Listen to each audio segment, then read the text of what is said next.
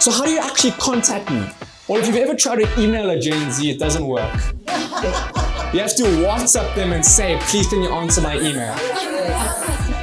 So can we please stop putting 90% of our comms on email and expecting them to read the newsletter that they don't actually even know exists? The second thing is video. 80% of your content, of your comms, must be video engaging. Their attention span is 8 seconds. You've got 8 seconds to grab my attention. Otherwise, I'm looking at the next organization, at the next offer, at the next leader. I had a bit of an argument before this with SAICA and said, guys, I've got this amazing video. And they said, no, Marko, we've got this amazing written introduction that we want to read out. And I said, I'm in Gen Z. I have to be different. But normally when I step on stage, the first thought in everyone's mind is, oh my word, I've been married longer than this kid. And so I promise that I have executed and actually been in organizations and done strategy, and I'm starting hopefully my master's next year at Henley Business School. And today, I've got 15 minutes with you. They've given me a very short time, but that's okay because Gen Z's attention span is so short that it actually works out for me. And we're going to be speaking about engaging and retaining young talent. So firstly, I'd like to ask, please raise your hand if you have a child that was born after 1997. Without exposing your age. I'm very sorry to hear that. My parents tell me how difficult it is every day. So the big question that I'd like to start with is I sit in a room with excos and HR directors and people like yourselves in the audience, and I say to you guys, who is Gen Z? And they say to me, I don't know, Marko. Are they 10? Are they 12? Are they 28? Are they my nephew? And I like to quickly just define what I believe is Gen Z. So firstly, the timelines are less important. Everyone gets caught up in the timelines, but essentially from 1997 to 2010, 2012 is the frame. But what's more important is what we call generational defining moments. And these are events that happen during Gen Z's life that have shaped the way they think. One of them being the 2008 crash, which many of you faced, and there was big job cuts and interest rates and inflation and people losing their jobs and security. The second being COVID-19 and how that shaped relationships and how we approached work and globalization, which I'm going to speak on just now. And the last was the internet. So in 1983, the first internet cables came about. And in 2008, Apple launched the first computer and Mac and iPhone. And that changed historically how Gen Z and their parents shaped and walked and endured life. And those are fundamental things that we need to consider when engaging with Gen Z.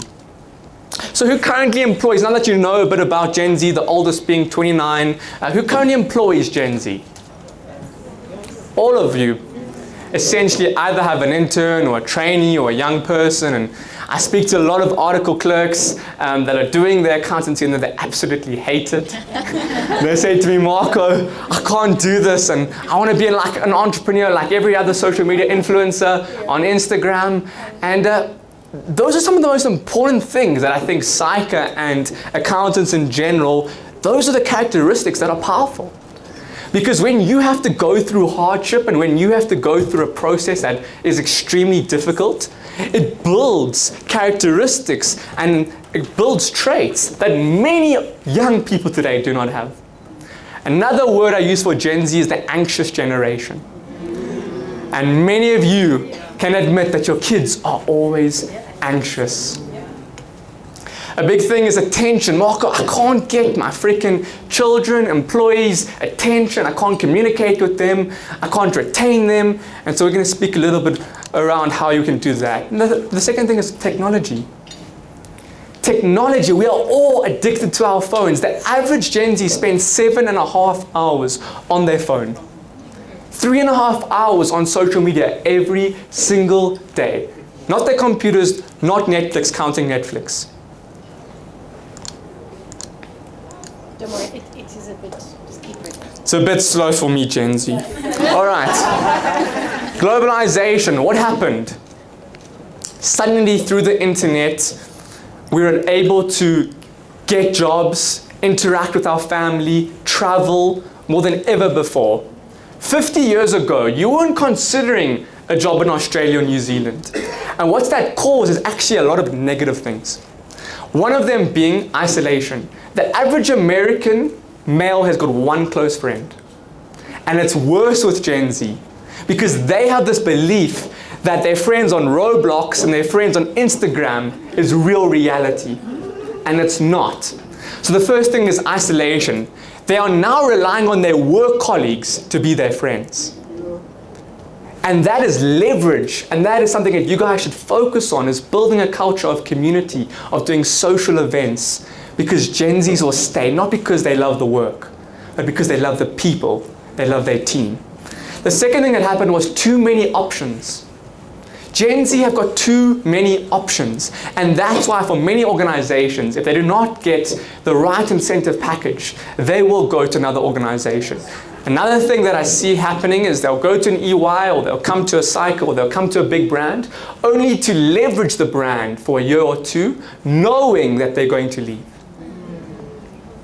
And so, housing, 27% of Gen Z still live with their parents, and I believe, from my stance and data that I've looked at, is it's only growing.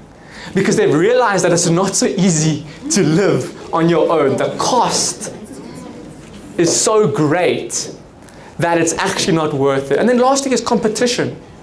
Because we are versing and we are competing on a global scale, we've got people from all around the world coming to work in South Africa. We've got people in the Philippines as virtual assistants working for CEOs and companies. So now we are competing on a global scale, and what does that do? It creates scarcity in our mindset. It creates fear and anxiety around, does this boss actually care about me because I know that they think that I'm replaceable? So these are some of the things that you, from a cultural point of view, need to consider. Is your environment so competitive that the people at the bottom cannot connect to the people at the top? And that's what I spend a lot of my time doing, is bridging that divide. Because the executives don't have capacity and time to deal with these young people. And the young people don't actually have the know-how or the EQ to deal with the executives. So, what do I believe? How do we solve for this? One is we need to hire for basics. A lot of young people have got the skills, but they don't have the basics. What I mean by basics, I mean detail. Are they detail orientated? Can they write an actual professional email? Can they have a conversation in person? Can they have a meeting? Can they lead? How are their public speaking skills? So we need to go back to basics. If I, when I speak to, CEOs and that, they say, Marko, but that's obvious. We expect them to have that. But what's changed is that they've got the skills, they've got the technology, they've got the advancement, but they don't have the basics. Yeah. So what's happening is a lot of people are starting to become parents in the organization. They're helping them with their relationships. They're helping them with their housing. They're helping them get a car. They're helping them travel. They're having to do parenting. The second part is people. And what I mean by that is we need to hire for people who've gone through hardship, who've gone through tough things, who can deal and problem solve, and not people who can just do the job. And so I've got this person of pushing a rock. I don't think Gen Z get outside and actually push a rock. I don't think they actually do sports. So instead of like these technical individuals who go to Stellenbosch and go to UCT and got all this entitlement, we need to think about and ask them questions like, what is the hardest thing that you faced this year? How have you dealt with a breakup? How have you dealt all these EQ questions, and figuring out who are they at their core as a person and not as their experience and skill set. So how do you actually contact me? Well, if you've ever tried to email a Gen Z, it doesn't work. You have to WhatsApp them and say, please can you answer my email? So can we please stop putting 90% of our comms on email and expecting them to read the newsletter that they don't actually even know exists? The second thing is video. 80% of your content, of your comms, must be video engaging. Their attention span is 8 seconds. You've got 8 seconds to grab my attention. Otherwise, I'm looking at the next organization, at the next offer, at the next leader. And then lastly, automations. I come to an event like this and I expect the tech to work. I expect the clicker to work. I expect my leader to know how to operate Zoom. And if I see that, it frustrates me and it builds up this anger and resentment. And I actually feel like I can do the job better than you, but I'm not. But actually, in fact, they can't. Because they also have this false confidence. I don't know if you've seen it. Yeah. You hire someone and you say, have you gone through the training? They haven't gone through the training. Because when the output of the work reflects nothing what the brief said. Yeah. So we've got to be careful when we hire for fake confidence. Test them. Probation periods are key for Gen Z. So Deloitte came out with their 2024 report and they said, why does Gen Z choose an organization? The biggest one was work-life balance. COVID-19 told us that health and our family are more important than our work. 2 is learning and development. Are they growing as a person? Are they growing in the organization? Do they feel like there's growth, self-development growth, but also from a career point of view? And then high salary, but that's obvious. That's everyone. We all want to make money. We all want a high salary. Then reasons why they left. 1, salary. 2, career advancement. Now, salary is difficult to solve, but career advancement, I believe, is more easier. And one of the things Gen Z is they want to swap roles within an organization after every 6 months, which now isn't practical and realistic. But knowing that, you can then play onto them and say, instead of you leaving organizations, why don't you just try this role? And they eventually, what we've seen is they come back. So they do a grad program, they experience it, they come back 6 months later to that specific team because actually why? They realize that the other manager is not so great. Oh no, I actually love you. I was speaking to a Tiger Brands grad and they said, geez, I thought my manager was a dick, but actually this lady is such a prick. And I was like, you can't say that. And she's like, no, that's the honest truth. And so it's, again, they haven't experienced the work. They think that their parents and friends are going to be in the work, and that's not true. And then burned out. This is across all generations, I believe. That we actually cannot put our phones away. We cannot sit still. We cannot exercise, and we're so isolated that we are forced to go out for drinks with our friends at work. So, one of the ways to influence Gen Z, if you're sitting in this room, is personal branding. Now, what personal branding is just basically a reputation online. Taylor Swift, many of your kids say, Mom, Dad, 10,000 Rand for Taylor Swift ticket, please, they beg you. And she's got so much influence that whatever she sells or does, people want to be there. I recently spoke about Discovery Vitality and I said to the grads, I said, guys, why do you work for Discovery? And 2 of the grads said something very interesting to me. They said, Marko, I don't work for Discovery. I work for Adrian Gore. And what I actually broke that down and I asked them why, and they said, we are so inspired and empowered by this leader that wherever he goes, we'll go. And because he posts on LinkedIn, because he shares his story, and because he's invited people on YouTube onto his house, and they've seen his wife and they've seen his family, people have bought into his narrative of him and not the organization. And I believe this to be true in organizations. If you look at MTN and Ralph Maputo, if you look at Sims, at Standard Bank, a lot of these guys are building online personal brands, are sharing who they are, and people are buying into that. So especially HR needs to be posting, but go back to your executives and go back to your team and say, for those who are comfortable, I'm not saying everyone needs to be me and be posting video and have a full-time videographer, but just sharing a little bit about the company and what you guys are up to and some of the interesting things that you've done and why you have certain beliefs, and even do a workshop internally. If you don't want to put it publicly, a lot of the execs say to me, like, Marko, we've got a lot of private stuff we don't want to share. Okay, cool, do an internal personal branding workshop where you share with the people that are in your organization that are dying for you, that are going over and beyond for you about who you are. 10,000 marketing messages every single day. That's how many we receive online. That's how many Gen Z receive. So, I believe this to be true. If you are not creating content online, as an individual and as an organization, on social media, on the 7 platforms, you are becoming irrelevant. You are becoming irrelevant. And why does relevance matter? Well, we're so focused a lot of the time on being right. But often right gets us out of business.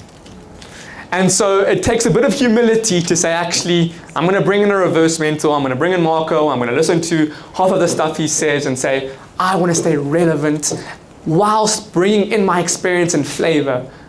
Because I'm not saying when you do everything Gen Z says, please don't. But there are some core fundamental things that we as South African leaders and HR people are doing wrong.